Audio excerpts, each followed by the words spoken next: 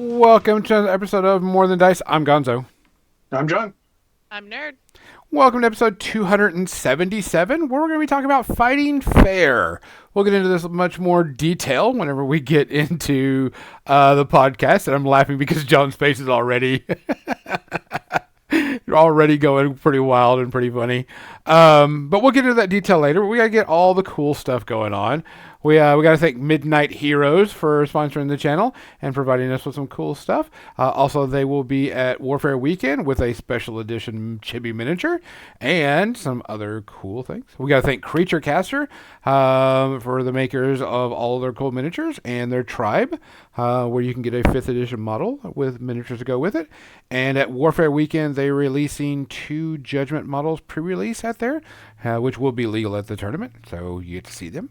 I want to thank Parabellum War Games for being awesome and providing us a good discount code. If you're going to be buying into their game, you can check the links and everywhere to get that. You get like 10% off. And we get a small little kickback from that. I'm not going to lie to you. But they make some great miniatures for their rank and flank style conquest. Make sure to check it out, especially if you like dinosaurs and orcs. We want to thank Muse on Minis for hosting all of our files and helping get out to everybody out there. They are pretty awesome, and we like that they help spread the word for us. Did I get everybody? Oh, no, Turbo Dork. Forgot Turbo Dork. Almost forgot him. I didn't. I got you. We want to thank Turbo Dork also for they were not able to make Warfare Weekend because some people asked that this year. They are way too busy, but they did send some paints to give away in the VIG bags, which was pretty awesome and pretty cool. But if you like turbo shifting or metallic paints, check them out, and we'll give out some gift certificates later on. Now I got everybody. So, John, what are our shout-outs this week? Well, the one we got today was Suzanne Summers from Three's Company and More. Oh no! Yeah. Breast cancer, and even fuck cancer. Yep. Say it every time. Cancer. Fuck cancer.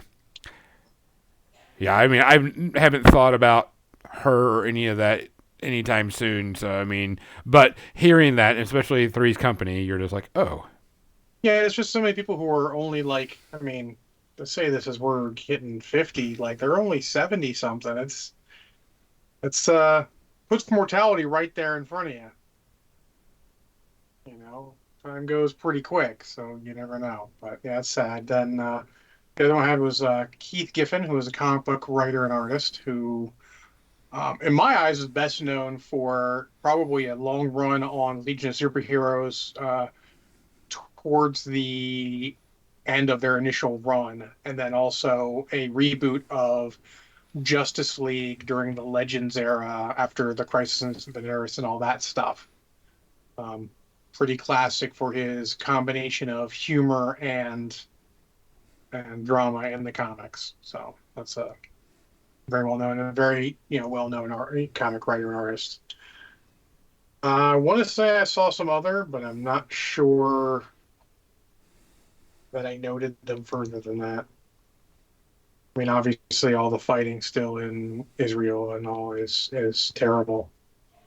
And please be understanding that there is no right and wrong in that situation, because fucking innocents are getting killed, and that makes it all wrong.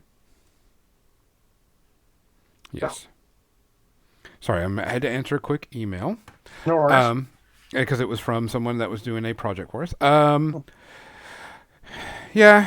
There's some people that have been posting, because there are some of my friends that have people that are over in that conflict right now, and it's pretty fucking shitty. Yeah, it is completely. Completely fucking shitty. Please be understanding of other people, and it's not. The only black and white part of it is that Hamas is bad, but from a country that knows this fucking situation, you can't just fucking go killing fucking innocents because some terrorists attacked you. Yeah. I thought we proved that shit was not right, but apparently we did not prove that shit was not right. But that shit ain't right. That shit's not right. It's not right. Let's go to why everybody comes to listen to the show. Nerd, what are you drinking tonight? Ooh, I've got a black raspberry or a blackberry lemonade vodka. Okay. John, what are you drinking tonight? Well, I've got more Dr. McGillicuddy's apple pie liqueur. And if it looks like this is exactly where I left the bottle last week, it's because I drank an entire bottle this week. It's been that kind of week, eh? I am actually having a drink tonight. I'm feeling pretty good. Allergies aren't going too crazy. And, I know it's a very, very small amount, but if I drink too much of this, because it's so awesome, I'll probably drink the whole bottle. And this is a bottle of Sortilege, so maple syrup whiskey. Fucking taunting. I know. So I only pour a little bit because it gets, pretty easy to drink and goes down really nice. So I always pour a little bit. Not even like one fingers, type thing. But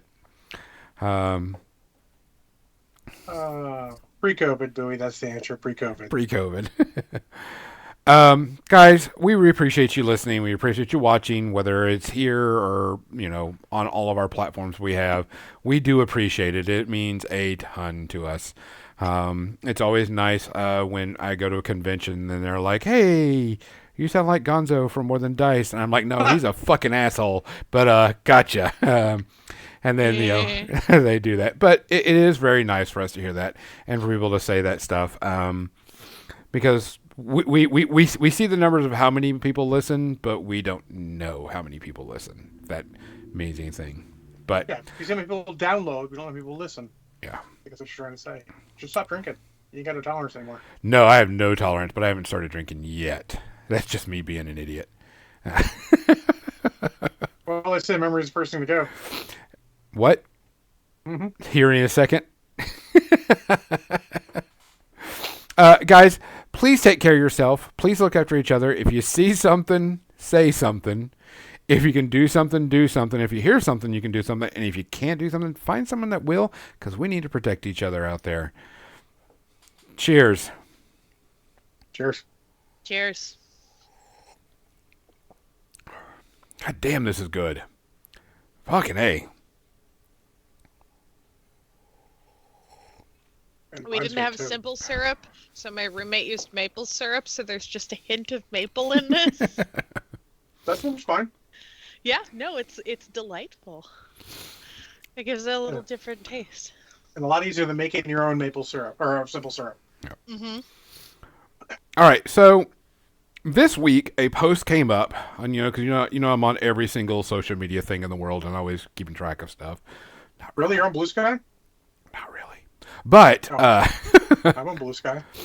There was a post that came up and it kind of hit me, and I was like, I've seen this, I know what they're talking about, and the response to the post was actually pretty good, and for the most part, a lot of people were pretty good about this post. But this person brought up a very valid point of what they said. So I'm going to read the post off, and then we're going to talk about it. And while I give John his, he's going to rant and just throw things, and, he may break something, I'm going to go and switch over to the paint cam and get that ready. So here's the post. What is your opinion, and I put quotes around this, psychological warfare as a tactic?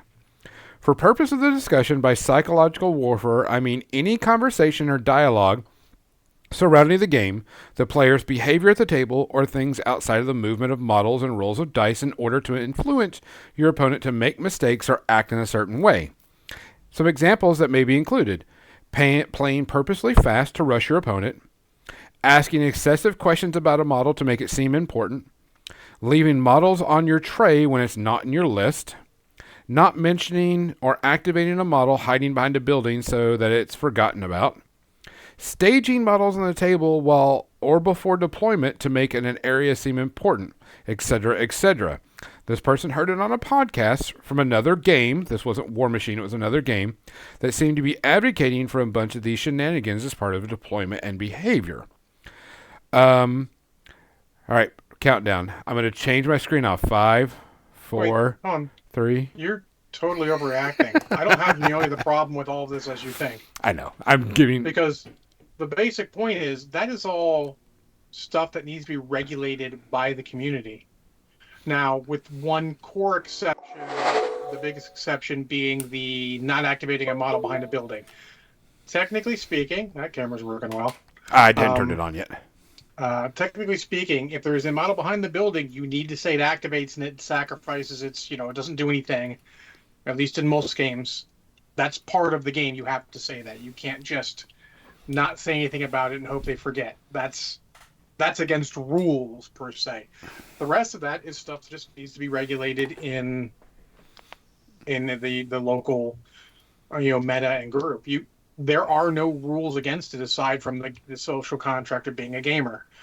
People have done those mind games for forever. That is the problem with tournaments, is when you start giving prizes, people start doing stuff that's not very sportsmanlike, like throwing rocks at people's heads.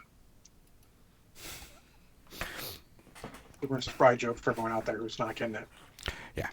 But I can't have a problem with it, because if the judge doesn't regulate it, and honestly, how do you know if someone is playing fast enough for the first one to try and rush their opponent? Their opponent has plenty of time to just fucking do what they want. If I'm playing a non-timed game and someone plays a fast turn, I'm like, oh, cool, more time for me. More time. Yeah. What's more time at the end of the game? I got no problem with that. That is someone adding a context onto an action that is taken without you knowing what the context is. Yeah. Now, some people were saying that if a person is playing fast, but you can still see all the dice rolls, you can still Fast but clean is fine. correct. And some people were saying that that's not a problem as long as it's, like you said, fast but clean. Not an issue. Rolls. But if they're playing like, I roll 10 dice, I pick them all up really quickly. No, yeah, you got to let me see the dice. Those all failed then. Yeah, you got to let me see the dice. I've had people doing that. Like, I've had rolled dice against Bowie for, say, rolled them, picked up real quick, and he's like, what happened? I'm like, we're not speaking to that ever again. That's what happened. If someone rolls dice too fast, they all failed. Cool, let's go on with the next thing. If they didn't fail, you need to roll them so I can see them. And Bowie does tell them to slow down. I've heard him. But yeah, like, there are certain things that you can't regulate. Now, there's a point in a game that is timed for both players, but not timed individually, where you can tell someone's slow playing. Correct. And that's on the judge. A lot of these are judged to work out. Not having models out on your tray. I mean, do you know? I mean, if it's a shared list, you can go like, oh, that's not in his list. Very few games are hidden list games. And then at the end, you can say, oh, look, he had that deep strike unit on his tray, to go 40K like, and it wasn't actually in his list. You can go talk to the judge about it if it bothers you. If you think he's trying to get an advantage from that, you can tell the judge, because that's not okay. Correct. That's kind of against the social thing. Putting your models down in one zone, how do you know they did that as a tactic? Besides, that one podcast may have said it, but how do you know they did it as a tactic and didn't just put them all down there because it's fucking convenient for them? A lot of what we're talking about is very much judgmental. And you can get past most of that by just not judging. If someone puts all his models in one quarter, I don't even give it a second thought. Like, okay, whatever. I'll see where they go in to deploy. Yeah, Infinity does have some abilities that you can have other models mimic. I actually play Hakasflam and Kapokauki, so there's a lot of, ability to pretend models to be pretending to be other stuff, and I just put the other model down. If I have, one of my guys who can mimic other people, pretend to be something else, I have another model. How do you know? I won't even let you see my extra models then, but it's all real weird. It's kind of, a lot of it's in that don't hate the player, hate the game. If they're going to let them, players will get away with as much as you'll let them get away with. Yes. And a lot of them aren't doing it maliciously. It's just is the game. That's how they were taught, and if you don't show them a better way, they're not going to know a better way. And honestly, all this doesn't even matter except in tournaments and judge. Correct. All the best judges I've known have been like, hey, if there's anything crazy at your table, raise your hand, call the judge. There's like a negative connotation with calling a judge. There shouldn't be.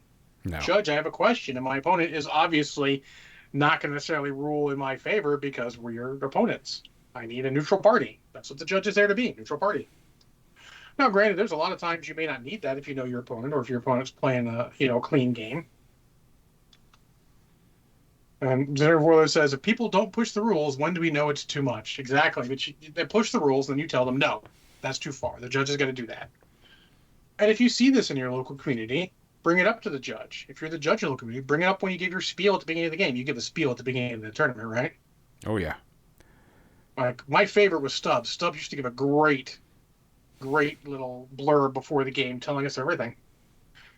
You know, don't let other people dictate that stuff. When the game seems like it's going too fast, slow down and go like, hold on. You can't do that like that. I've had a tournament where I lost a game because my opponent moved one of my models from like an outside effect, or one of his models from an outside effect of mine, and then did it the wrong way. And I'm like, wait a minute, that's not right. It's like, well, it's already moved now. Now, what I should do is, in that case, I should call the judge. Like, judge, that's cheating. Like, quite literally. It's not intentional. Like, cheating has this bad term. It is possible to cheat not intentionally. He's just trying to be quick and efficient and not realizing that he's affecting the game. We don't all think about that stuff. Call the judge. Judge decides. And if you do that yourself, apologize to the person if you can make it right. Now, if not, call the judge. Like, oh snap, I moved him too quickly. You're right. I moved him too quickly. Cool. Let's put him in the most disadvantaged place that it could be for me, along what the rules would say. Right there in the zone. Cool. That's where he is. He's in the zone. That's cool. Sounds good. You know, or outside the whatever is least advantageous for me, because I'm not looking to get an advantage. I'm trying to follow the rules. Correct. I mean, for the most part, we're all, if we do something wrong accidentally, we're there to correct it. Yep. And we correct it. This is, I guess there's a podcast or a group of people that think this is the way to play and win tournaments. I would love for that person to be called out. That podcast needs to be called out. Yeah, I don't know what it is. I didn't get a chance. That's the way it is in the local area. That's the way it is in the local area. But we need to go like, hey, dude, don't be saying this. That's not how you play. That's poor sportsmanship, because that's really what that is. Yes. Almost every single one of the advantages is poor sportsmanship. You know, let's look at, since it's Sunday and Nuffle's playing the NFL. Every time, like, a play ends and people are pointing different directions, I'm like, if you don't know, that's poor sportsmanship. Sometimes they know it's that way and they're just trying to push the other way and try to influence the ref. That's poor sportsmanship. That player was brought up wrong. You know, and that's what they need to cut down on. Like, come on, stop trying to pretend. Just play the game right. You play the game square, people are going to respect you more. You know, it's just, if you need tricks to win, tricks outside the context of the game. If your strategy, dice rolling, and tactics are not enough, and list building are not enough to win the game, you don't deserve to win. No. It's okay. You're not going to win every game. I'm here to tell you that. What? But it's so important. My life is geared around. If that's everything in your life, come see me. We'll talk. I'll find you something more important in your life. Because it's not. No. It's not. Everyone is so fucking focused on the destination. It's not the destination. It's the fucking journey. Life is the journey. If you just focus on the destination, you missed everything between there. Everything. You miss times like this just hanging out and chilling. You'll miss times with your buddy just hanging out and chilling. That is why in my local group we play so much, as we call it, Watch Machine. Because we just want to hang out and get together. That's the main point. That's the thing of it. The game is fun and I enjoy playing, but the main point is to get out and play and have time with my buds. Like, we'll go over to Marshall sometime, we'll just chill. Maybe Bowie will play a game against somebody, we'll watch, chat, whatever. Maybe play, you know, it's all good. It's just, there's got to be more to it. If you're only focused on winning, then you should not be in a game that has dice. Go find chess. Go find Go. Where does that sound? Find a game that does not require dice, because that's the only way you're going to get to so good, potentially, that you don't lose games. Because dice will lose you games. It happens. If that doesn't lose you games, you're cheating. I'm focused on losing but love playing. I don't know, Bowie. I think you've always been one of the more upright and fair players in the group. You know, you're not upset about losing. You don't get cranky because your cool model gets killed like certain people. You just keep going. Like sometimes you get a little salty. Everyone does. Everyone gets salty. Don't worry about that, people. You get salty. But the immortal words of Jimmy Buffett: breathe in, breathe out, move on. It's you can't be focused on the win, and sometimes it's just in between. And I say this when I play MechWarrior Online. You know, it's a PvP game online. I don't care if I win. I just want to have a good time. That's how I felt about playing Overwatch. Yeah, just a good time. I don't feel like I need to win every game. I'm not going to win every game. I fucking know this. But if I enjoy myself, cool. That's all I care about. Yeah, strategy is not my strong suit. I've always just played games for fun. Yeah. Like it's to the point where there's certain games, and we talk about the table general games that we always sort of badmouth. The reason I never played a lot of Zombicide with the crew is because of a couple table generals. I'm not about that. I don't want table general. If I sit down and play a turn, like, you should do this, this, and this. Pandemic. You should do this, this, and this. If you're going to make all my moves, why am I here? I can go do something else. You can do this. And you're not saying like, hey guys, you know, you're asking questions like, is this something I should be doing? No, you can ask questions, fine. But if someone comes out and says you should do this, this, and this, and it's okay to give that advice, but you got to read the room and you got to know when you're taking it too far. It's all the same sort of thing. Role-playing games too. Boom, boom, boom. You know, some people are like, oh, you should do this, this, and this. Like, I'm playing my character. You know, this isn't like, even in the heyday of 4th edition, which is a very miniature-based combat system. It was never still table general. Do what you want. Doesn't have to be perfect. It's what your character wants to do. It's all good. We get too focused on the roll, ROLL, we'll forget the roll, ROLE. It's okay. That being said, there's certain things you can do to help those players. Help them with math, the kind of stuff that isn't a choice of theirs. Kick them in the teeth. Like, no, don't kick them in the teeth. Oh, dang it. You ruined my fun. If kicking people in the teeth is your fun, you should get into MMA. Jump kicks and throat jabs? Yeah. Bowie, exactly. Bowie Trigger, do you want to play my turn for me? Because that's not okay. Someone did that to you in Shadows of Brimstone recently. And you just said, no, I'm going to play my turn. That's the way it should be. Sometimes people are like, oh, hey, you forgot about this cool thing you have. Oh, cool, remind me, and then I'll figure out what I want to do. Yeah, that's the proper way. And if a newer player needs help in any of these games, hey, do you want help? No? Cool, go. I'll sit here. I don't care. People get too upset in a lot of these games, and we're a little outside of regular war games now, thinking that everyone has to do everything perfectly efficiently. They don't. Just don't do it. It's okay. People get so focused on the winning, they forget the actual idea is for us to get around the table and have fun. And when a game stops being fun, it's no longer a game, it's a chore, and I'm not fucking playing it anymore. I'm gonna play chores. That's gonna fucking work. Win? No. We got our butts whooped mission after mission in Shadows of Brimstone. We still had a good time. Xander Voyer says, people need to remember, don't raffle stomp all the time, because who will leave if they're losing all the time. You won't be able to play. Exactly. You have to know, you have to know your audience. You have to know how to play people differently. Now, granted, in a tournament, it's completely different. Yeah. Because you come into a tournament knowing people are bringing their A game. Yeah, people are there to win. Yeah, they're to win. That's fine. That's the point of the tournament. That is the time for this. You know, I tell stories of a couple, of Star Wars card game tournaments where, the guys had put something on the TV I haven't seen before, and I just fold, spin, and mutilate my opponent quickly because I wish to watch what's on the TV. It is what it is. It's a tournament. I try not to, but at a certain point, that's kind of the point. You have to know what your specific objective is in any sort of game. You miss the names of for fun, weird shit. Yeah.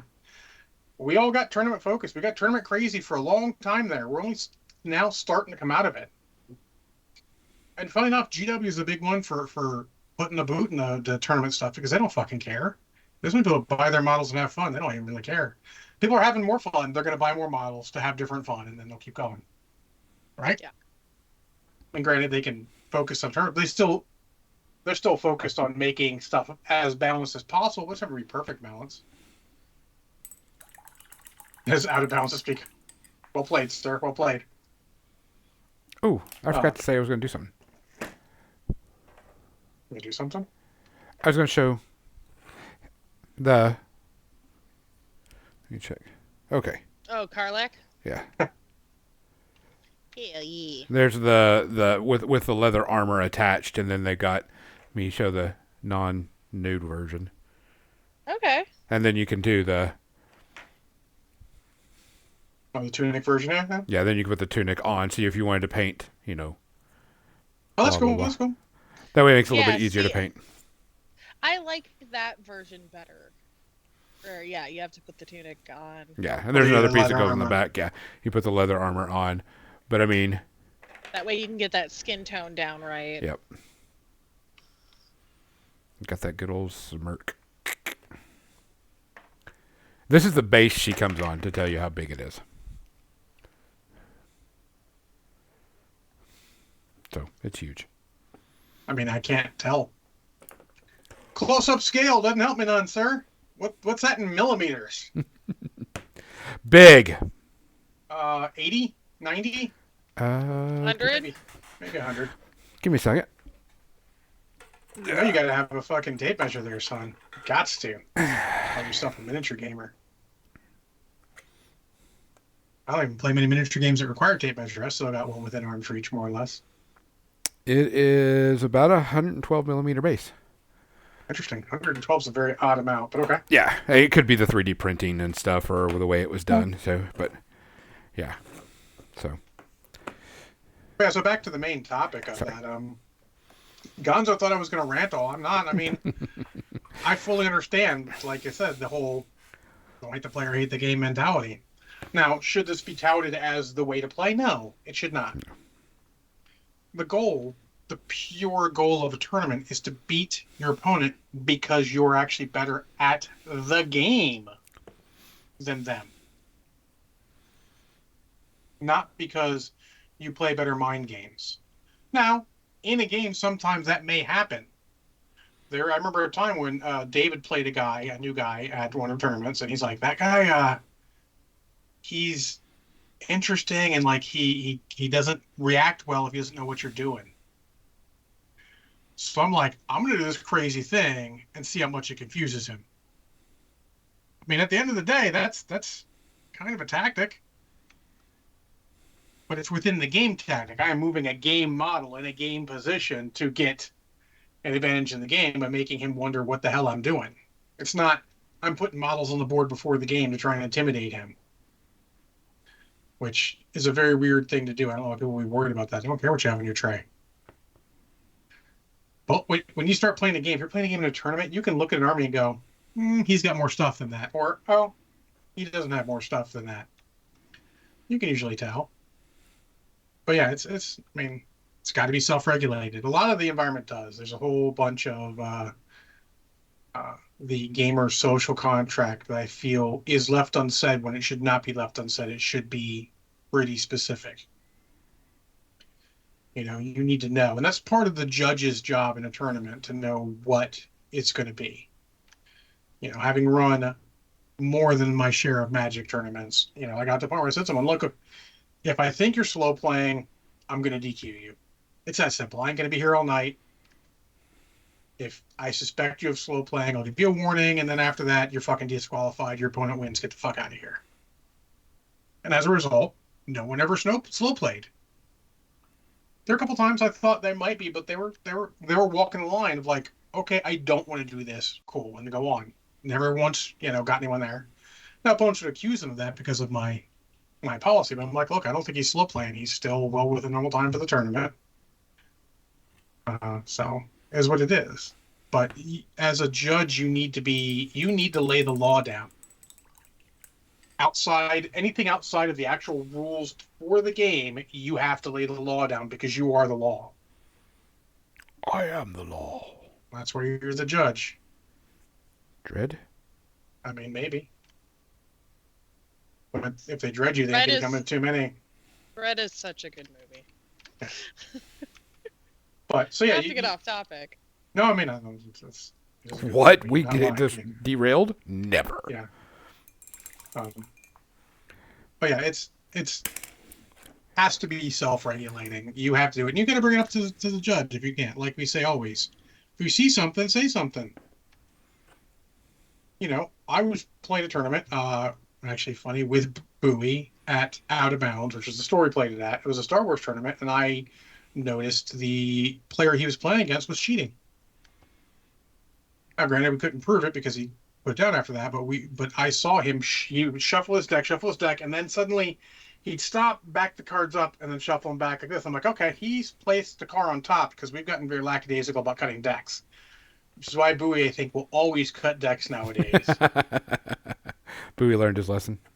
I mean, it was interesting. Let's just say he calmed it out, but I saw it and brought it to the judge's attention because I mean. That's blatantly cheating, though. But that's the thing you got to keep an eye out for. You don't just go like, "Oh, cool, whatever." Yeah, and there's actual to blow this out there. There are videos and channels like how to cheat at War Machine, how to cheat at 40K. And I'm like, you're a dick. Which, as an educational thing, it should be presented as how to spot someone cheating in certain ways that are Correct. common. But if you're telling someone how to actually cheat, then don't you ever show up at the tournament I'm at. Yeah. You will have my full attention, and you don't want my full attention. Yeah, I saw that at one point, and I was like, yeah, you're a dick. Yeah. That's not good. You should not be cheating. No If you need to cheat. cheat, then why are you playing? Yeah. No need for that. Mm-hmm. None whatsoever.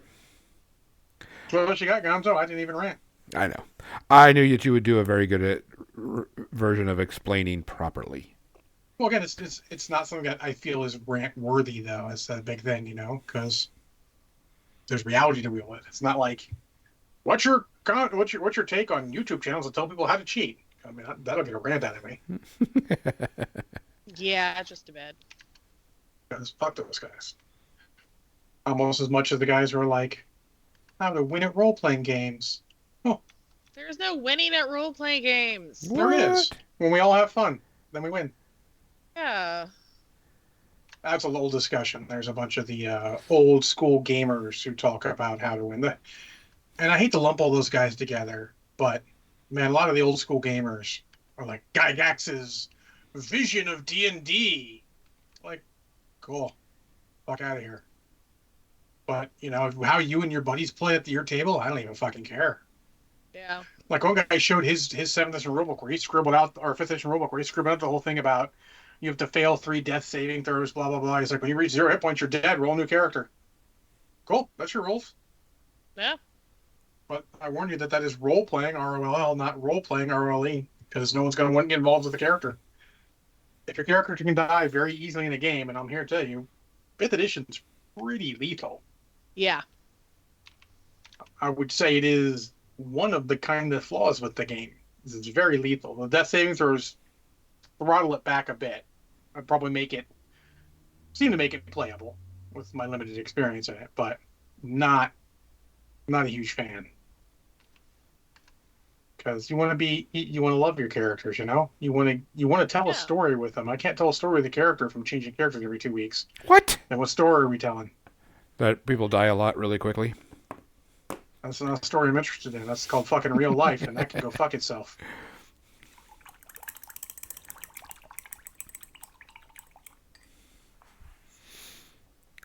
No, I just thought it was a very interesting article and a very thing that people, because conventions are starting back up, tournaments are starting back up, games are starting back up, and I'm like, yeah, you're a dick. I don't care what it says. That's just a dick move. I mean, Wheaton's Law. Yep. Don't be a dick. Don't be a dick. I like that that's Wheaton's law now. Yeah. Well, he said it enough. Yeah. And the worst thing is that people were a dick enough to him that he's not on a lot of social media anymore, which is too bad because I miss him because he always had insightful and interesting things. Yeah, same. But people were dicks, so. They But again, didn't nowadays, listen. I just go to, you know, my Twitter law, block that fucker and move on. Yup.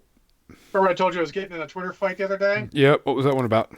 Apparently someone basically reprinted the rules to chainmail and changed a couple minor things and presenting it as a new product, which is wrong. Yeah. Yeah. But since then, the guy who brought it up has been found to be a piece of shit, so I blocked that fucker and moved on. Because there's no place for misogyny and homophobia, racism. None of that shit is okay in the gaming community, I'm here to tell you. Oh, absolutely not. And y'all need to stop calling everyone gatekeepers. Because here's the thing. Most people who cry about gatekeepers are the pieces of shit. And you're not welcome. Every gaming company said that. You know? Like, even early D&D, Gygaxian D&D has said something about diversity and how wonderful it is and how much they love the diverse people who are in playing D&D. Because, hell yeah. I need more friends. Yeah. You don't get anywhere by being, piece of shit like that. But, and people may ignore people, but I'm telling you, if you're on Twitter, just fucking block that person because blocking a person hurts them. They may not know it, but they revealed the Twitter algorithm a long time ago, and it shows that if you block somebody, less people see their posts. So you're doing everyone a service by blocking a fucker. Less other people get to see it. You're causing less anger in the world. And that is good. What was the one? Oh, what was the one today? The striking scorpion one. Yes. And this sounds like gatekeeping and all, but it's not. But if you're gonna comment on stuff for a fucking hobby, at least have a modicum of knowledge. This tweet we saw today was in reference to the new plastic striking scorpions. I have a soft spot in my heart with striking scorpions. They're cool. Love some of them Eldar. Oh, Love yeah. striking scorpions. And the person said, "Wow, cool green painted Eldar with chainswords are most definitely not taken from or inspired by the Imperium." GW really getting in on the kit bashing. And I didn't see the original tweet. Someone copied and pasted that. Didn't actually quote tweet or anything for me to look into it further. But if that is serious, that person get a fucking clue, dude. Striker Scorpion's been around for a long fucking time. A long fucking time. And maybe it's just me, but when I get into a hobby, I tend to try and get in and understand it. Or ask questions.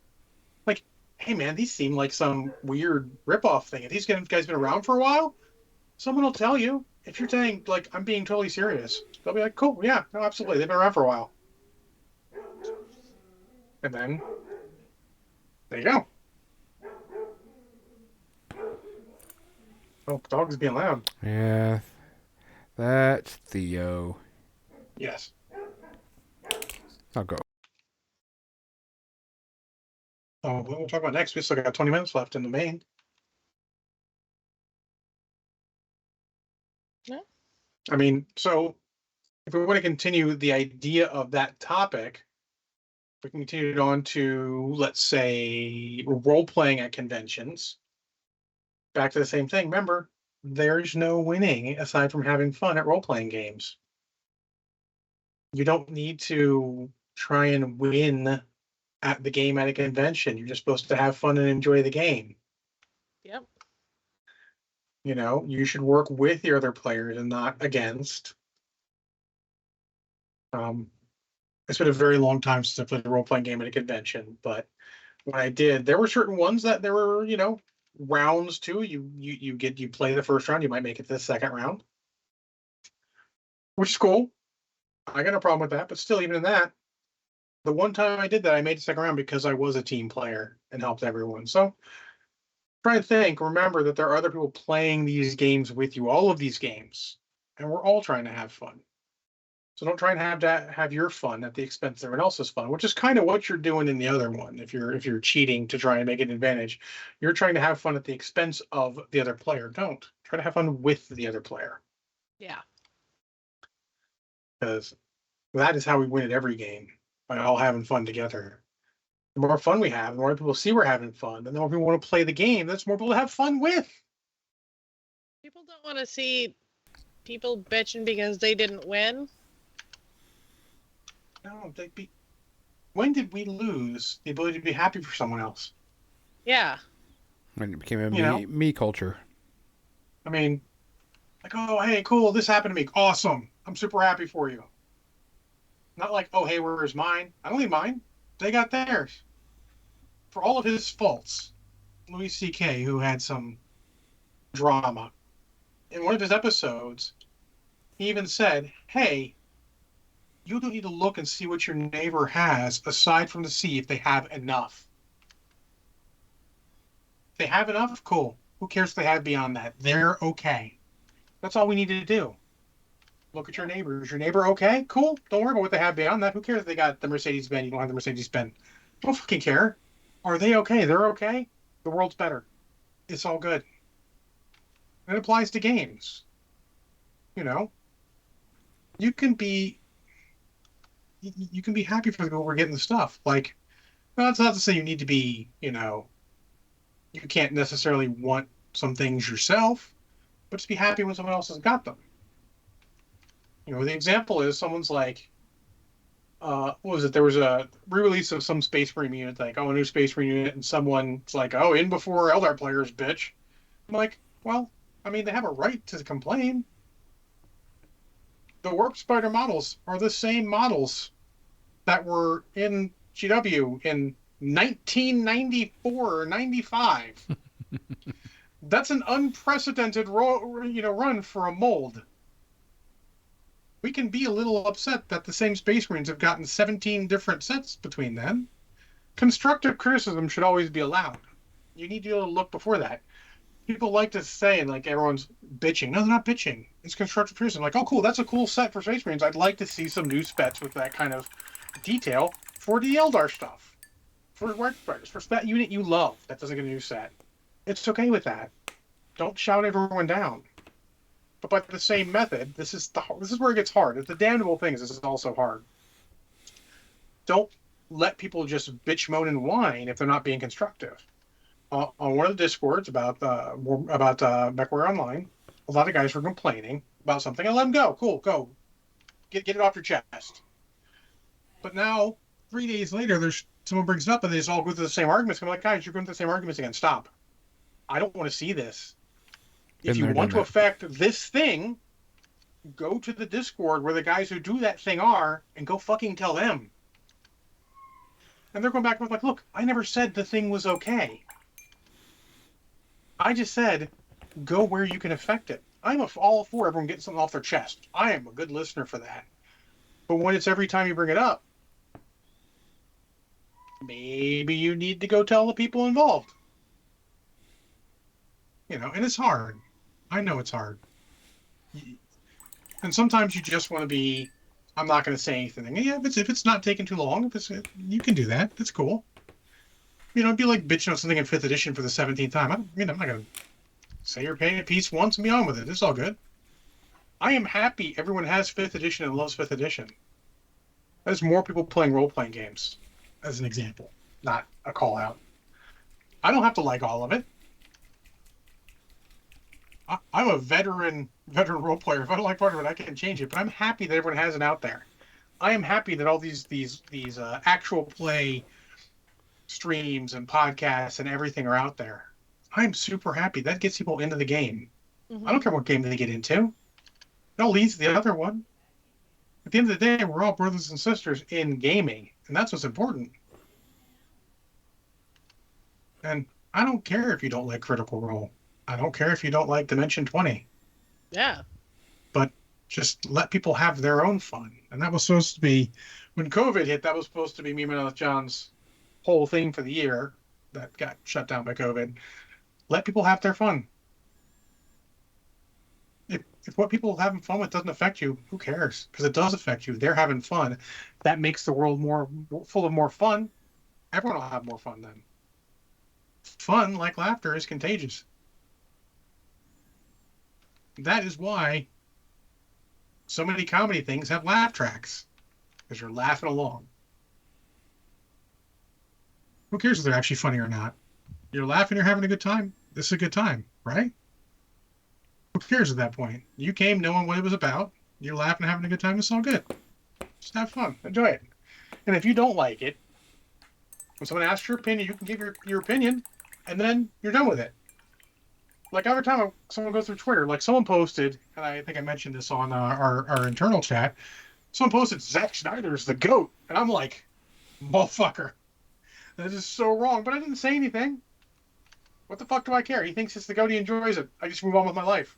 Right? Yeah. I You have don't need agree to with their argue opinion. with random strangers on the internet. You have Yeah, better uses of your time. Yes. It's okay if people don't like what you like. It's okay.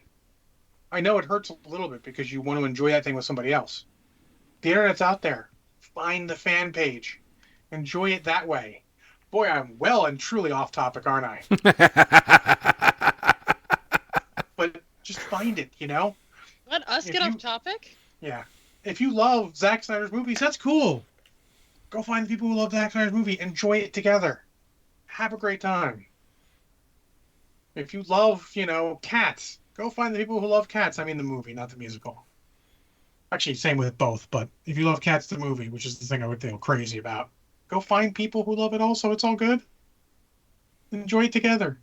Just don't bring us randos into it. We don't want to be involved. You know? I know it's a complicated social skill to know when not to bring something up with somebody. But sometimes you got to know. Yeah. You go into a party, you go into a group of people, you're talking, if you bring something up, they don't like it, cool, don't bring it up again. It's okay they don't like it, find something that you all like together, talk about that. All your friends are not going to like all the same things you like. Learned What? that many years ago. It's okay. Shit. That is unacceptable, John. They can still be your lifelong friends. Bowie doesn't like a lot of the things I like. It's okay. It's okay. We'll talk about the stuff we do both like. It's all good. Right. And the quicker we all realize that, games and everything, the better off we'll be. If you don't like, to get kind of back on topic, the way tournaments are running in the area, don't fucking play them. They're the ones losing out. You got plenty of other things to do with your time. Trust me, you do. We all do. If the tournaments aren't cool, then don't play them. I'm allowed to be wrong. I shouldn't hold it against him. I mean, remember, most things we disagree about are art, and art is completely subjective. Don't anyone ever forget that.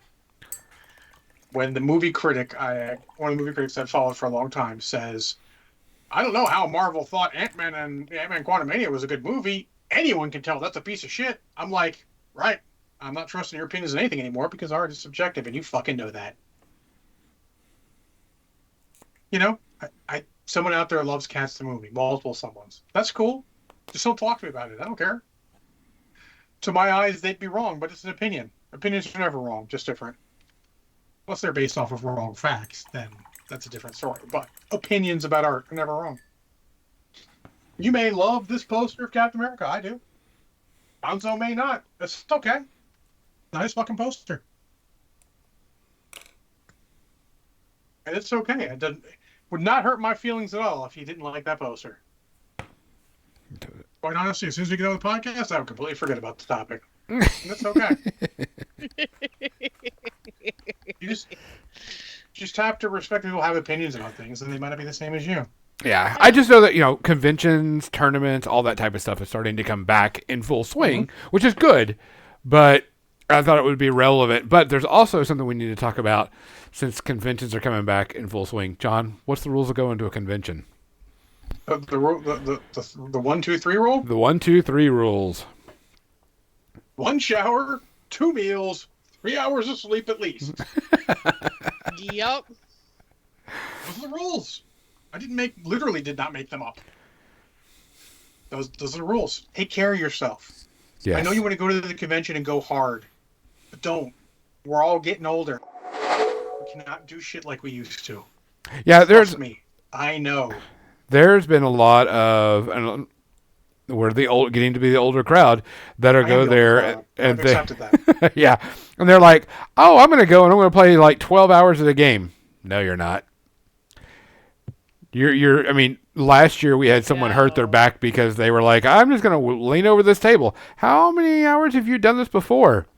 Well, before COVID, there we go. Yep. You're not We're used to going 12, 15 COVID hours hasn't again. been off long enough for us to be back in fighting trim, let's just say. Speaking of fighting trim, I've lost 6 more pounds. Woohoo! I'll drink to that My again. driver's license is now incorrect the other way. Which has been a long time. But anyways, yeah. Woohoo! You're not in fighting trim, it's okay. There's this rant again a little bit. Probably because I've been drinking. What? Yeah, I know, right? I mean, only this much. I mean, let's About- get some Only left. that? But anyways, there's this toxic trait that, asking for help or taking it easy is weakness, and you cannot show weakness. Why not? Who the fuck are these people? They're never gonna fucking see you again, or if they do, they're not gonna remember this fucking thing. They're not gonna remember that you asked for help. Like, oh crap, my back hurts. Can someone, help me a little bit over to a chair or something? Fucking ask for help if you need help. Is okay. That being said, on the other end, if someone asks for help, fucking help them. If you can't help them, find someone who can. Look, my eyes are crazy. Everyone knows that. You can see me on the podcast. We went to a movie way back in the day. I had to sit in the front row because he came in late. And I saw the whole movie. It was cool, but my eyes focused wrong, like they could do. And I could not walk on the way out. So, I mean, did I try and power through it? No. I said, hey, Marshall, I need help. And he fucking helped me out. Arm around his shoulder, helped me walk out of the fucking theater. It's okay. It's okay to ask for help. It's not weakness. It's just fucking being intelligent. Everyone's so worried about that. If your friends and just random strangers who aren't pieces of shit will understand, like, oh, that guy needs a little help. I mentioned it last week. It was at the mall, and the woman was wandering around kind of confusedly. And I asked, do you need help, ma'am? It's okay to ask for help. Yeah. There's nothing wrong with it. And this is the paranoid guy saying, I'm a little paranoid. I don't mind asking for help. Sometimes you just need help. But don't just think you can power through all of it, because you can't. A wise man once said, you get by with a little help from your friends. That may be the only time I make a Beatles reference. Anyone? Sorry. And now I've got Joe Cocker playing in my head. Thank you. That works too. Hey, look, that's a good version. I'm not going to lie. Yeah, no, I mean, Sorry. with people going to conventions and all that stuff, I mean, man, are you there to be a dick or are you there to have fun? If you're there to be a dick, go be a dick somewhere else. Absolutely. I'm going to tell you right now, if someone comes up to me at a convention and starts bitching about something, I'm like, unless it's something, worthwhile bitching about, but if it's something stupid, I'm like, listen, are you here to play games? Or are you not here to play games? Are you here to deliver food and without a badge? Are you here just to have fun? Because you paid money and you bought a hotel room. So, But that doesn't necessarily give you rights beyond that. Yeah. You get the same rights as everyone else. And I'll tell this in a way so Gonzo doesn't have to. We had a customer back at Games Workshop. I wasn't in the store. I didn't work at the store. I worked in the main office, but I was at the store every fucking day because it was attached. And we had a guy who would always come in and expect more because he spends a lot of money. Like, dude, we don't fucking care what you spend.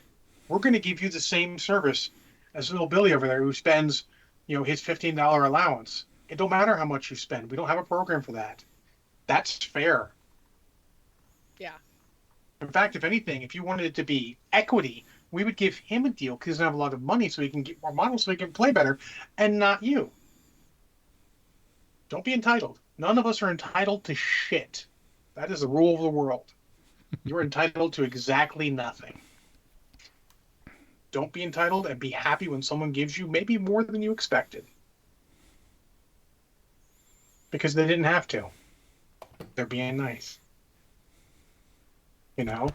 And it's part of that whole be happy with other people. If someone else gets a deal on something, be happy they get a deal on something. Don't expect the same deal. I don't.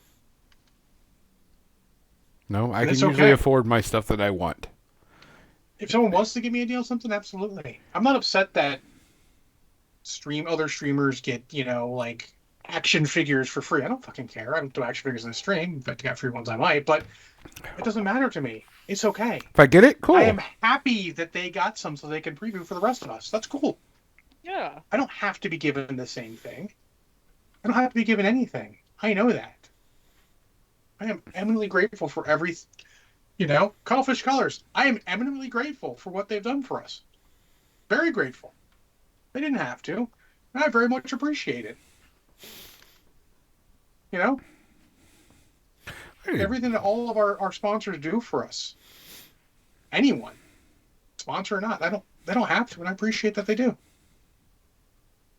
And by the same measure, when they do it for other streamers and all, I look at that. For example, I'm gonna look here. Glitch Energy Drinks. One of their Twitch streams I watch got sponsored by them. Try some stuff out. Do that. Try some of that stuff out. Take a look. You're helping people. Help people how you can. Streamers will tell you, we don't expect everyone to support us for everything. We don't expect you to subscribe, Patreon, or whatever. You do what you can. And we appreciate that greatly. Every streamer says that. I have a streamer say, hey, dude, you're doing too much. Not necessarily to me, but to people who are there.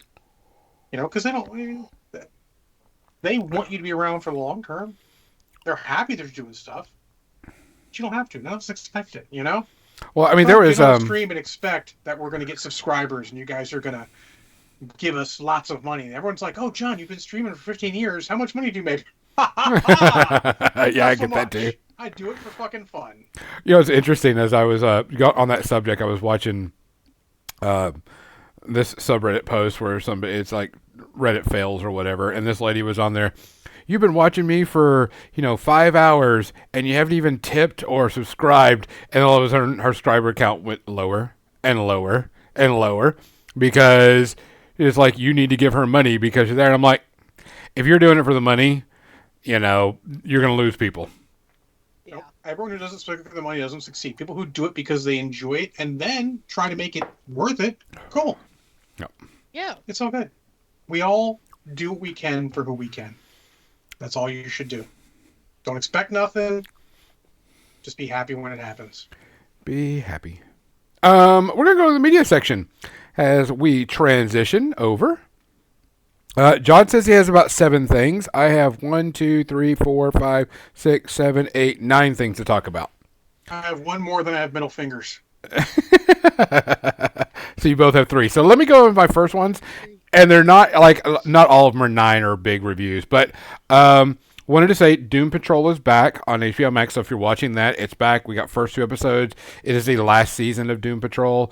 I'm looking forward to it because I'm looking forward to the end of the series so we can see how it is. But the one thing that for the record, it's not surprising it's ending because we all know James Gunn's going to do his own thing with the DC universe, and that's okay. Yeah, but yeah, the TV show this is the end of the TV show. But what I'm really looking forward to is, I think, November 10th, For All Mankind is coming back. For people who don't know, For All Mankind is an alternate universe if the space race didn't stop. And we kept on investing in NASA and started improving and all this other stuff, and it kept on going. I've liked it. It's been a great series. It's been really fun, very interesting. Do what? Apple Plus? Yeah, Apple Plus. Been really, really good. That soon because they got more stuff coming out. I'm going to do a month or 2 of Apple Plus. Going to put a bullet in Paramount. Yeah. But I've been enjoying it. I'm looking forward because this is the last season also. So I'm I want to see where they're going to end it, and go. But I'm looking forward to it because it was a surprise hit for me when I first saw it because it was like, oh, this is the normal space race where we go to the moon, and then they're like, oh, we're still racing for everything else still, and the alternate Earth history, which I thought was interesting, and I like it, type thing. So I'm looking forward to that. And then what's the monster one that's coming out on Apple Plus also? The Godzilla one. Monument or whatever. Yeah, I think it is Monument. Monarch. Yes. Yeah. That one's coming out soon too, and I'm looking forward to that because that looks like it's going to be interesting. That's a my memory because Banyan got Paramount Plus because he uses it way more than me, so I'm going to steal his password for that, and then I'll get Apple Plus for a month or 2 at least, just to get all the things that are there. Yeah. But I Yeah, can't. I want to see Monarch for There's sure. Ted Lasso and Monarch. You can watch that. But, which is interesting because another thing I'm going to talk about is Invasion, which is actually going to be a review. Invasion, this is the second season of Invasion, where we have aliens that came down, trying to take over the planet, blah, blah, blah. Season's still going. It's still good, still interesting, still fun. It is getting a little bit out there because it's like the person they're trying to solve and connect with, it's all this weird science type thing going on. And you're just like, huh? Okay. Yeah. Well, your world. Let's go ahead and go with it. I totally have Boingo Boingo stuck in my head now. Yeah, I know. Yeah, same. Weird Same. So I'm just letting it Poor ride Danny Elfman. and see how it goes. But I'm enjoying it. It's still a decent, sci-fi show that we still need good amounts of that. So once the final season comes up, I will give a full rating on it. Nerd, what's your first one? Hotel Transylvania, which I'd never actually seen. Sure, I haven't seen it. It's cute. Like, I wasn't quite sure. I'm like, okay, it's an Adam Sandler animated movie.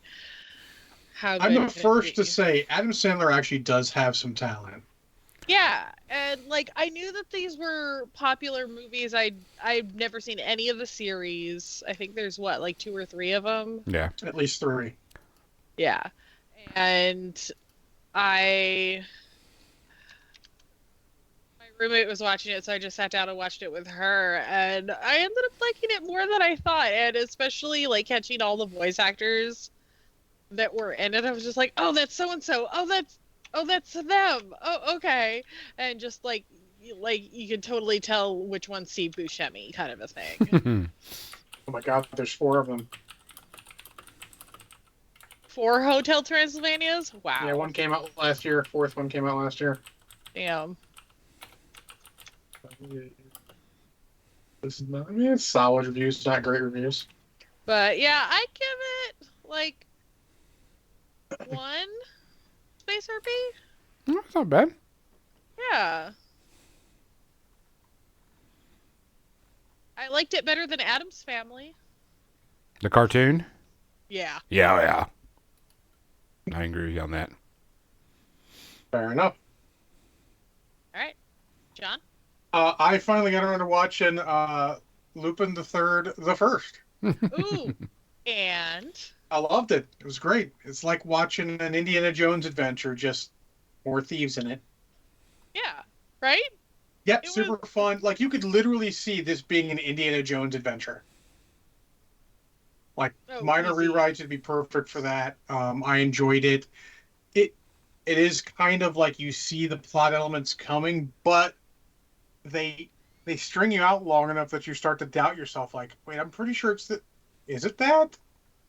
But then you're like, oh, okay, it was. Like, I saw pretty much every plot element coming. It was fine. It was very, It was predictable but fun. yeah, very fun, very enjoyable. Again, you do see most of the plot coming, but the computer animated animation was pretty solid. Still a little more of a fan of regular, but I would not be upset with seeing more things like this. I think they did a good job with it. Mhm. Given, I think they did a good job of stylizing it. At no point was it very jarring. You're just like, this is the style. Yeah. This is cool.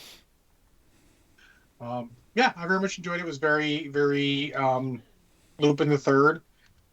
Maybe not quite as good as some of his others, but very solid. I would also give it like 1. It was really good. And me a little. It rode the line between for kids and not for kids very well. You could have most kids watch this. Nothing there was graphic or terrible. Most times, anything bad happened, they sort of cut away and let you know what would happen without letting you see it. It was very well done in that. Very enjoyable. I do not regret buying the Steelbook at all. Cool. Condo? So I started watching, as we know, Loki came back. Second episode is out. Haven't started it yet. Yeah, no spoilers. So just I do kind of want to watch Quantum Mania beforehand, so Yeah. I need to book some time. Yeah. So no spoilers. I'm not going to spoil anything. I am enjoying it. There is a little bit of old school type stuff in this, and enjoyed episode 1 and 2. Very curious how it's going to play out. Having fun with it, but it made me flashback to an old movie that I wanted to watch, which I will give a review a little bit later. But so far, Loki episode 1 and 2, spot on. Very good. Love it so far. Cool. I would say the same. I totally forgot that I had watched those. So, yep. Loki, also awesome. So to talk about something different, I rewatched. My roommate had never seen The Thing. John Carpenter's The Thing from 1982, if I remember correctly. Pick me. Go pick me. John? Yeah, John. I own it and have never seen it. Oh. It's one of those ones I'm like, this is a classic. I need to get this and see this. And it's on my shelf and I just haven't watched it yet. That is a classic John, word. that I've seen has enough some of the clips best that I know practical- the movie. Oh yeah, I know. I've seen all the clips. Special But practical effects. Yeah. And also baby Kurt Russell. no. Yes. The computer wore tennis shoes is baby Kurt Russell. This is No, much I'm more fully. I'm the fully. beard. That's true, and that hat that they make him wear throughout this movie. I mean, they're in Antarctica. That's true.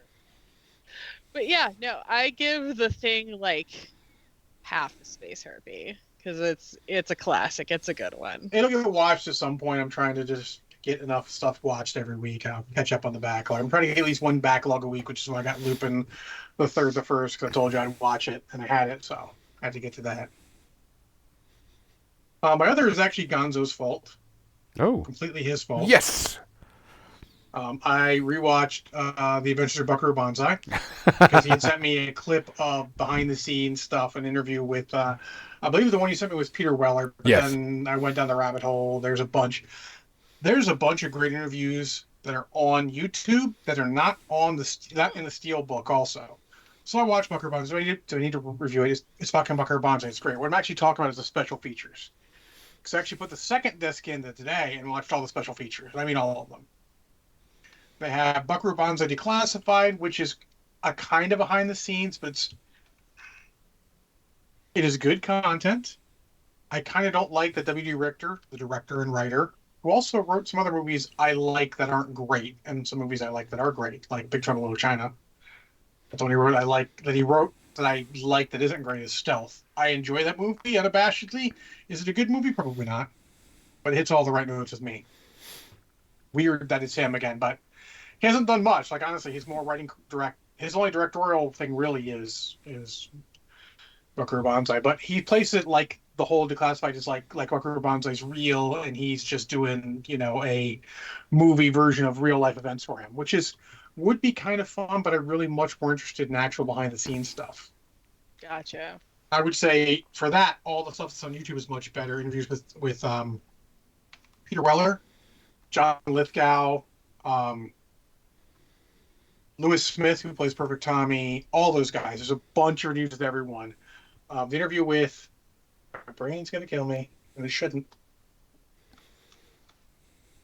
Guy who played the Kurgan.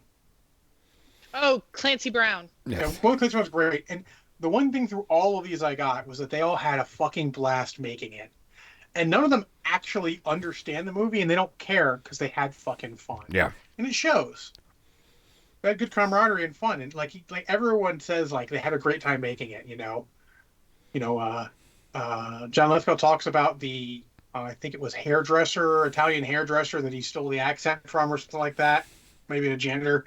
The Italian guy who's not related to the movie at all, that he stole the accent for his character Emilio Lizardo / John Werfen from. And he's actually credited in the movie. He says he got calls like, "Where's this dialect coach you worked with?" And it's just a guy he stole the accent from. It's great.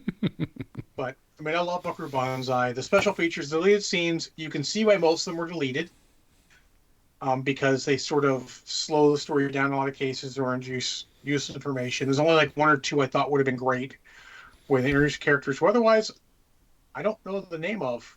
I mean, I love Buckaroo Banzai. I'm like, I don't know this character's name. He's not introduced at any point. Like, there's one computer guy that suddenly is in the group, and you're like, Who the fuck is this guy? Like, you just accept it because the Hong Kong Cavaliers is how they are. But you're like, who is this guy? I've He's never just seen here. Buckaroo Banzai. Nope. I have said. You got to see it. It's mandatory. Is super quirky, very weird. You'll probably love it. Yeah, it's silly. It's been on my recommended list for. No, I mean, quite like, some look, time. I didn't see The Thing. It's understandable. Like, we Yeah. all miss movies. But yeah, I love Buckaroo Banzai. Absolutely love it. Good to see all the deleted scenes. Good to see the original trailer and everything. I understand why it didn't do well in the theater. It was a movie. I always say a movie ahead of its time. Problem is, this movie was like 30 or 40 years ahead of its time. In current culture, the movie would be great because people understand that quirky stuff. So to be fair, part of why is because of Buckaroo Banzai. But I mean, I give the special features. I'm going to give the special features a 1 because again, I feel like I would like more stuff on the actual Steelbook DVD I own, DVD Blu-ray. The Steelbook features are Blu-ray. The actual movies, the Steelbook features are DVD. The actual movies are Blu-ray.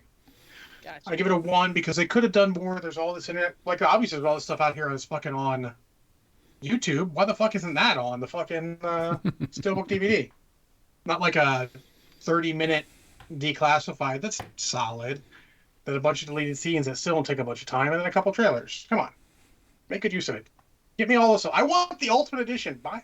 Find me the Ultimate Edition Steelbook. I will fucking buy it, even though I already own a Steelbook, and then I'll send a Steelbook to someone else that gets to enjoy Buckaroo Banzai. Gonzo? So I was watching Loki and I was enjoying it, and I was like, man, this got me some flashbacks. And I was like looking at the Loki character, and there were some things that they were doing, and I was like, you know what? This character has grown, not just changed. This character has grown from the movies to this, and has been, Well, yeah. really, really good. And and you don't see that nowadays in a lot of things because this is done so well. Well, also, let's be honest. We expect that from movies, but we shouldn't. Movies have to do a broad strokes in a short time. Correct. That's the problem. So I guess everyone's like, well, what about Captain Phasma? No one fucking cares about Captain Phasma. Fuck her. I care about the main characters. Yeah. So I mean, it got me going, and I was like, man, I remember whenever XYZ, and so I put in Avengers because there's this one scene in Avengers that gets me every single time, and it's when Loki tells everybody to kneel and be subjugated, and you're meant to do this. And that old man stands up and says, no, I've met people like you before. They're all the same. There are no men like me. Yeah. There are always men like you. Yes. And I was like, man, his character has grown, and as an actor, he has grown so well and done so good. If you watch all the stuff with him, and you see it. Yes. Yeah. You see it, and it just blends. You're just like, yeah, Loki and Avengers, dick. And then, the next one, it gets a little bit different. By the end, he's trying to be good. And then this one, in the TV series, first season was great. He sacrificed himself to buy time or try and confuse Thanos or whatever. Yeah. And what's interesting is in the TV show, he references the movies. He does a reference back in the movies. Loki, played by, whatever his name is, like from last season. Oh yeah. It's like that was my best illusion ever. You're like, that was great. Yeah, but I mean, it was, and that's what made me want to go back and watch the Avengers because he referenced something that he did previously in the movies, and I was like, oh man, let me go watch the Avengers, and so I watched it again, and it's so weird because they all look like babies. They're all the special, the costumes, everything just looks so young and fresh. And it's like, man, because, it's a new Captain America outfit, everybody looks, young in it. It's actually my least favorite. I like the World War II one better, and I like the ones he went to later better. But it was fine. Yeah. I mean, but I was there. Still better than the movie, the direct-to-DVD or direct-to-video movie in the fucking 90s. Yeah. But I mean, it was. I was there for the Loki stuff because I was like, man, this character has done. Out of all the Marvel characters that have gone through, his character to me has done the biggest change and is still relatively very popular and making good material out because I of the would TV argue show. that Cap got his big change too, and you see it in Endgame Correct. with the Hail Hydra scene, which is chef's kiss.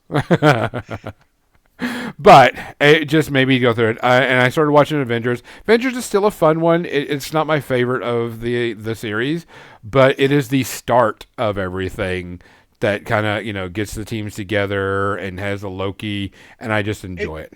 It's kind of goat because no one thought it would ever happen, and then it happened. You're like, oh fuck, they did it! Yes, You bad bastards, you did it! yeah. Yeah. So I enjoyed it. I thought it was great. I thought it was fun. I'm looking forward to more Loki scenes because I see this transition and I'm happy. I'm happy for this character. I'm happy for the actor because this is the perfect role for him. He plays this so damn well. They just don't give him enough stuff. Like they put him in Kong Skull Island, and I enjoyed him in that, but it's like he's typecast as Loki, and that's unfair. It is. Yeah. But But he's doing a great job, so hey. he's got great memes out there too. So, my favorite one is, so sad. Anyways, Anyways. So, nerd. All right, my last one is so bad. I didn't even make it half an hour into the movie. Oh my God. uh-oh. That sounds like a challenge. So Winnie the Pooh Blood and Honey has no idea what it wants to be, whether it's trying to take itself seriously and actually be a horror movie or play into the tropes. Like, it's just so bad. It was like, it was trying to be a slasher film, but also like a serious horror movie, but also tying it back to the actual story of Winnie the Pooh. Like, it didn't make sense. They went through like 3 couples in the first 20 minutes. Yeah, that doesn't look. Yeah, no, it's on line with worse than Cocaine Bear. I mean, hey, you can buy a steelbook from Shout Factory, but I mean, then again, they make steelbooks and everything. Yeah. Yeah. I will not be buying the steelbook just to try this movie, just in case anyone was wondering. But I like, it's up there with Black Christmas for me, and we're talking about like the more recent Black Christmas that was really, really bad. It came out in like 2009 or something like yeah, that. I haven't watched that. I don't watch a lot of those movies. It's more. So Yeah. later, if we get time, I'll talk about 2 I'm planning on watching. If we get I back just around to like- me after this next one. Yeah. Winnie the Pooh, I thought I'd give a shot. I'm just like, okay, I painted that werebear and made jokes about blood and honey and all that kind of stuff. I'll give the movie. Nope. That's a solid like 4.5. See, if you make a slasher movie, Winnie the Pooh and his people have to be the other end of it, and he has to be the slasher. He's the other end of it. Yeah. Because in the old cartoon, like, he get flung through the sky, hit a tree. You know what he says? Oh, Oh, bother. Oh, bother. He's gangster as fuck. Don't disrespect my boy Winnie the Pooh like that. Gonzo, I think we're back to you. So what was one I can talk about? Started watching and setting up things to watch, and a lot of the shows are going off the air or ending or whatever. But there is a special season of BattleBots going on right now. It is the battle for the giant bolt. It's a single elimination tournament. What, John? I've never seen an episode of BattleBots. I know. Oh, I love BattleBots. It's so fun. Vlad the Impaler was my favorite. Yeah. So I guess there's this. I didn't even know this was a thing. But I guess there's like this special season in between the seasons where it's a single elimination tournament and they're filling out this spoke of spots, and then they do battle and you get the giant bolt. It's just this giant bolt. I just love BattleBots. I mean, robots just smashing the shit out of each other and just flying across the ring and catching on fire and blowing up and all that stuff. Come on, man. That's just as good. It's just good fun to watch. The one big complaint about the whole series, the whole show, It's just a 2 hour long show that could be condensed into like an hour because there's too much crap in between each episode, each fight, and too much bullshit. And I'm just like, God, you could crunch this down to an hour, guys, and just give it to So us. what you're saying easy. is they need to get to the fucking monkey. Yes, I wait till it's recorded and fast forward through everything until we get to the fight. I mean, I already know all the people that are fighting. I know what robots they have. I know what they're doing. I mean, et cetera, et cetera. I don't really care for it, and they just take so long. I'm like, fast forward, and all right, here's the fight, and we go, and it's interesting to see because some of these people have really, really shitty robots that think they're going to do good, and they're like, oh, one hit wonders, and they get hit once and they're out. And it's not that they have shitty robots. I should take that back. It's just that their robots were not meant to take on whatever robot they're going against, and they just get ruffle stomped So they're hard. playing robot paper rock scissors. Oh, and yeah. Going wrong. Yeah, but I mean, The it's only a thing it's a single elimination tournament, so we're one and done. So it's been interesting and fun. There's like 2 episodes out already, so I'm enjoying the shit out of it. Every time I see Check that BattleBots, though, I miss Grant O'Hara. Yeah. Same. Like I haven't seen an episode of BattleBots. Doesn't mean I'm not aware and haven't seen plenty of clips from it. It's just not something I ever watched Yeah. an episode of all the way through. It's just good fun, and it's these people spend a ton of money and a ton of time building Yeah. these things, and all of a sudden they go because this one bot and it hits, and the bot just shatters into hundreds of pieces, and you're like, well, fuck, they're 6 months down the drain. But they've learned something. Yeah, Oh, not to fun. get hit that hard. But I'm enjoying that. It's been a lot of fun. I think it's a good turn my brain off, just watch stupid things get blown up and torn to pieces. So like Fast and Furious. Yeah. Yeah. So, does anybody have anything else they want to talk about?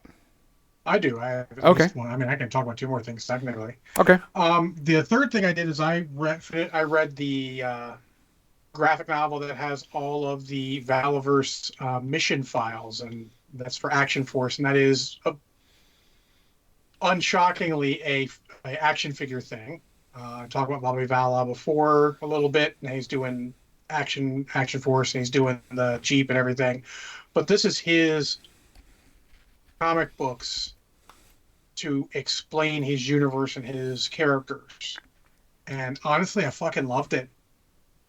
It's not telling deep or extensive stories, each one sort of about one of the characters in the Valaverse universe, and both showing them how they got involved and the world. And I think, honestly, if you're making any sort of toy line, you've got to have some sort of tie-in, like the 80s. And this is a great way to tie all this in. So you can go, I know the world he built is super interesting. Not super likely to happen, but his whole concept is interesting. The characters are interesting. You get a feel for them and you kind of understand them. And it was well written, fairly well drawn. I think he did a bang up job. I wish more companies would do that. We have a bunch of action figures coming out that have nothing about them, and I'm like, sure, you look cool, giant monkey with a giant hammer, but I don't know anything about you besides your giant monkey with a giant hammer.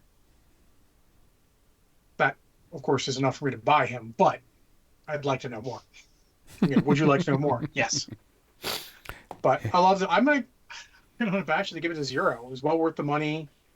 I bought it from their website. You can buy individual issues, or you can buy the collected edition. I bought the collected edition and got them to sign it because it was only a couple more bucks. And honestly, if you're buying something directly from the person, if you can afford to get it signed, that's more money for them for very little work. And you know what? It means something to me. I got a signed copy. Does anyone else care? No, probably not. I don't care. They don't care. My Michael Bradley Lonely Soldier Boy CD is signed because it's like, hey, a couple extra bucks you get signed. I'm like, cool, that sounds great. Sign it. It's a couple extra bucks for him for almost no work. Sounds great. Gonzo, you want to talk about something else before I talk about movies I'm looking forward to? Yeah. Movie I watched. We put it on so we could do some stuff, and I don't remember if I talked about it. I don't think I did because I don't show it on my list. But we decided to put on something so we could work on some stuff, and The Mummy is still so fucking good. Yeah, Yes, it man. is. Yeah, Yeah, the Mummy, great. it's The still best of the Indiana Jones like movies. yes, still Absolutely. solid, still good characters, still good lines, still good everything. All due respect, National Treasure, you're third. Yeah, Well, fourth, technically, the Mummy 2 is second, but they did. yeah. But I mean, it's just so solid. Seeing Brendan Fraser back, on the screen type thing with that role, watching him again is All the just so good. characters are good. Yeah, You Yeah. root for the good guys. You hate and feel sorry for Benny, and you're so happy he tried to save him in the end, but he got what he fucking deserved. yeah, He fucked around and he found out. yep. But I mean, it's just very solid. I really enjoy. I mean, It's it, fun. it's a classic. Yeah, Yes. and it's just a good, fun movie. So, no And the romance in it no is, space like, RPs, no need understandable. to. You're like, cool. Like, I feel like these characters would be romantic. It's cool. Yeah. So, all right, John, go ahead with yours. So this year, me and Not Brush with Dave are going to make sure we watch Violent Night. We couldn't watch it last year for Christmas. Ooh. That one's Want to see fun. that? And then there's another one coming out by a director you may have heard of, little director from Hong Kong named John Woo. Never heard of him. Yeah, Must be Now, new. who dat? doing, Who dat? it's doing Silent Night with Joel Kinnaman, Ooh. where he's like a father and he like in a drive-by his son gets killed and he gets shot in the larynx so he can't speak anymore. So apparently it's going to be a movie with no dialogue. I don't know if it's no dialogue just from him or for the whole movie. And it's basically be like a John Wick style, but instead of the dog that killed his son and he's about to murder all those fuckers. And I am here for it because John Woo knows gunplay. Oh yeah. Yes, he does. Like, yeah. I'm just thinking hard boiled right now, off the top of my head. Yep. But I would call that the GOAT. You could call the killer the GOAT. I would not argue with you. They're both great. Can I not love both? I love both of my children like equally. I like hard boiled better a little bit though. Channing Fett's so much better as a good guy, but I'm interested to see this. It might be in theaters. If so, I'll fucking watch it in theaters. I don't care. Not too many movies anymore will I watch in theaters, but that one I will because I want to see new John Woo stuff. But yeah, those are the two coming out. We'll see. I'm gonna watch. We talked about this before everything. They're doing Werewolf by Night in color, so if you guys want to watch that, I'm definitely gonna watch it either this week or next week, depending on when it comes out during the week.